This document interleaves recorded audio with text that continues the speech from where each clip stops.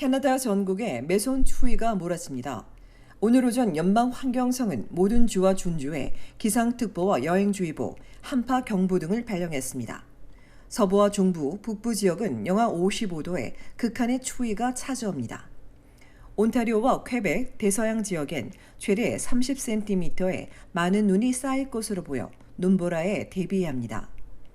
토론토 전역에 폭풍주의보를 발령한 환경성은 오늘 밤부터 최대 10cm의 눈이 쌓인다며 여행주의보를 내렸습니다. 407 고속도로 북쪽엔 최대 25cm의 눈이 내리고 시속 70km의 강풍이 예상됩니다. 토론토는 일요일부터 기온이 뚝 떨어집니다. 낮에도 체감온도가 영하 15도로 매우 춥겠고 밤에도 영하 2자릿수의 강추위가 예상됩니다.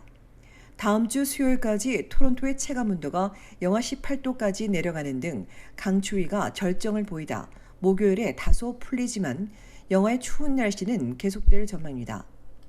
브리티시 콜롬비아주엔 갑작스런 북극발 한파와 폭설이 몰아쳤습니다. 해안 지역은 물론 빅토리아와 밴쿠버 지역은 체감온도가 오늘 영하 20도에서 30도까지 크게 낮아지고 내일 아침 기온이 영하 17도, 낮에도 영하 9도에 머무는 등 주말 내내 영하권에 머물며 춥겠습니다. 기온이 뚝 떨어지면서 동상과 저체온증을 우려해 어제부터 운영을 중단하거나 시간을 조정한 스키장과 레크레이션 시설 등은 연일 기상 조건을 모니터링하고 있습니다.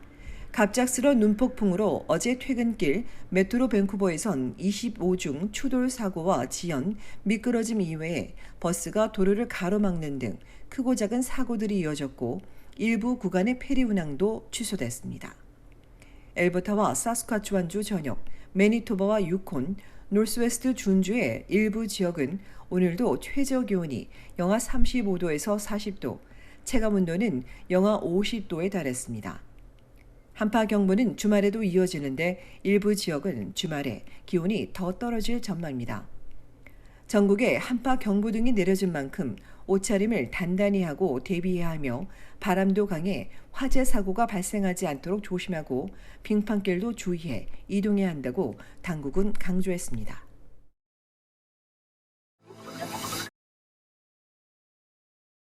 버스에서 내리다 넘어진 남성을 밤새 아무도 도와주지 않은 사이 숨지는 일이 벌어져 충격을 주고 있습니다. 인근 한 업체 주인은 사람들의 비정함을 개탄하며 동영상을 공개했습니다. 동영상에 따르면 지난해 12월 30일 밤 8시 서스캐처원주 리자이나 이스트뷰 지역에서 남성 한 명이 버스에서 내리다가 도로 쪽으로 넘어졌습니다. 어디를 다쳤는지 남성이 일어나지 못하고 있는데도 현장에 몇 초간 멈췄던 버스는 그대로 출발했습니다. 이후에도 홀로 일어서지 못한 남성은 자정까지 자신의 곁을 지나는 버스와 행인, 차량들의 팔을 흔들며 도움을 요청했지만 그냥 지나가기만 할 뿐 아무도 돕거나 차를 멈추지 않았습니다. 그렇게 7시간 30분이 지난 다음 날 새벽 3시 30분 자전거를 타고 가던 주민이 발견 911에 신고했지만 오랜 시간 방치된 남성은 결국 사망했습니다. 이날 밤 기온은 영하 8도였습니다. 동영상을 공개한 남성은 잠깐 차를 멈춘 뒤 도움이 필요한지 묻거나 911에 신고할 수도 있었는데 아무도 그러지 않았다며 냉혹한 현실을 개탄했습니다. 안타까운 소식이라고 밝힌 리자이나 버스 회사 측은 운전기사에 대한 조사가 진행 중이라며 규정을 따랐는지 여부에 대해선 언급하지 않았습니다.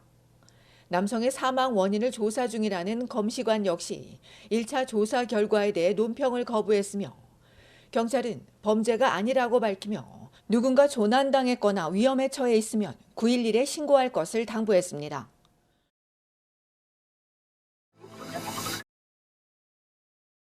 애플 아이폰 사용자들이 배터리 게이트 보상금을 청구할 수 있을 것으로 예상됩니다. 배터리 성능 고의저하 의혹으로 손해를 입었다며 제기한 집단 소송에서 애플이 최대 1,440만 달러를 지불하기로 했습니다. 오는 29일 브리티시 컬럼비아주 대법원이 합의를 승인하면 해당 아이폰 사용자는 아이폰 한 대당 최대 150달러의 보상금을 청구할 수 있게 됩니다. 지난 2017년 애플이 사용자 몰래 의도적으로 아이폰 배터리 사용 기간에 따라 기기 성능을 낮추도록 조작했다는 주장이 제기되면서 일명 배터리 게이트가 시작됐습니다. 논란이 커지자 애플은 이용자 고지 없이 의도적으로 성능을 낮췄다고 시인했고 곳곳에서 집단 소송이 이어진 가운데 끝까지 법적 책임을 부인한 애플은 비용이 더 적게 든다는 판단에 배상금 지불을 결정했습니다. 대상이 되는 기종은 아이폰 6 시리즈와 아이폰 7 시리즈, 아이폰 SE이고 2016년 12월 21일 이전 새 운영 체제를 다운로드한 경우입니다. 소비자는 일련 번호가 포함된 청구 양식을 작성하고 다운로드했다는 맹세도 해야 합니다. 페이스북의 메타는 캐나다 회원들의 이름과 사진을 광고글에 무단으로 사용해 제기된 집단 소송에서 거액의 합의금을 제시했습니다. 메타는 지난 2021년 1월부터 2014년 5월까지 회원들의 이름과 사진을 광고글에 무단으로 게시했다가 BC주 한 여성이 주도해 제기한 집단 소송에서 개인정보 무단 사용에 대한 보상에 동의하며 5,100만 달러의 합의금 지급을 제안했습니다. 여성은 페이스북이 특정 프로그램을 알리는 광고에 자신도 모르는 사이 이름과 사진을 게재했다며 서스케처원, 매니토바, 뉴펀들랜드, 레브라도주의 다른 피해자들과 함께 제소했습니다.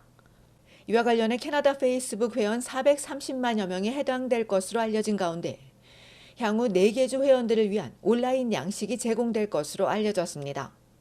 BC주 고등법원은 메타 측이 제시한 합의 조건에 대해 오는 3월 승인 여부를 결정할 예정입니다.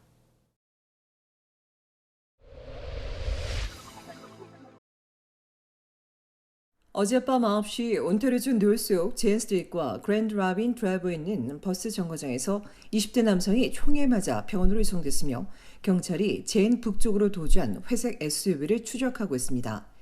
30여 분이 지난 9시 30분엔 이토비코 키플링 에비뉴와 딕선 로드에서 또 다른 20대 남성이 경찰이 출동하기 전 병원을 찾아왔으며 검은색 SUV를 용의 차량으로 특정해 추적 중인 가운데 밤 10시엔 알비온 로드와 알메 콜트 지역에서 또 총격 사건이 발생해 한 명이 경상을 입고 차량이 파손됐습니다. 경찰은 이들 3건이 관련이 있는지는 수사해 봐야 한다며 다행히 피해자들 모두 생명에 지장이 없다고 밝혔습니다.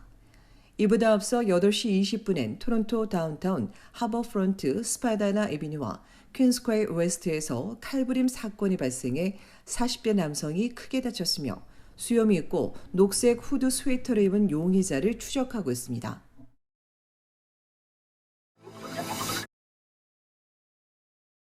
온타리오주 토론토 편의점에서 흉기를 휘두른 무장 절도범을 잡고 보니 12세 소년으로 드러나 충격을 주고 있습니다.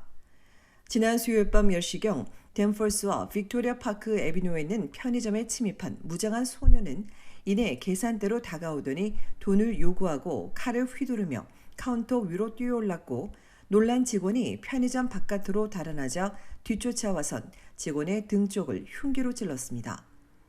병원으로 옮겨진 직원은 다행히 생명엔 지장이 없는 것으로 알려졌으며 신고를 받고 출동한 경찰이 현장 근처에서 용의 소년을 붙잡아 무장 강도와 상해, 폭행 등의 혐의로 입건했습니다.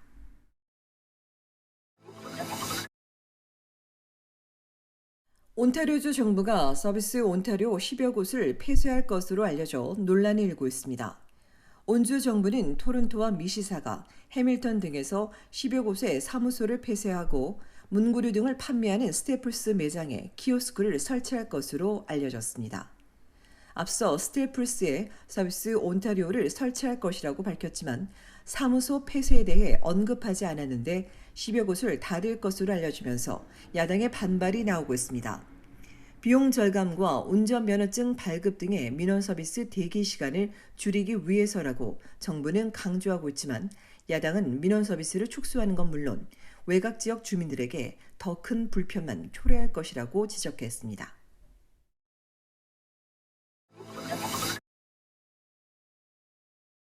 저스틴 트루도 연방 총리의 최근 자메이카 여행을 두고 연방 보수당이 윤리위원회에 조사를 촉구하면서 트루도 총리가 또 구설에 올랐습니다. 보수당은 총리실이 당초 트루도 가족이 숙박 비용을 지불할 것이라고 밝혔다가 이후 오랜 가족의 친구로부터 호아빌라에 머물 수 있는 선물을 받은 것이라며 출발 전 윤리위와 협의했다고 하지만 이는 개인의 승인으로 보인다며 이해상충과 윤리법을 위반했는지 조사해야 한다고 강조했습니다. 이에 총리실이 이는 명백한 거짓이라고 주장하는 가운데 지난해에도 이와 비슷한 우려가 나왔지만 윤리위의 사전 승인을 받아 이곳에서 휴가를 보낸 것으로 알려졌습니다. 앞서 2017년 트루도 총리가 절친한 가족 친구로부터 휴가 접대를 받자 현직 총리는 처음으로 윤리 조사를 받았고 이에 상충에 해당하는 공직자 윤리 규정을 위반했다는 결정이 나오자 총리는 자신의 실수라며 앞으로는 위원회와 긴밀히 협력해 처리할 것이라고 밝힌 바 있습니다.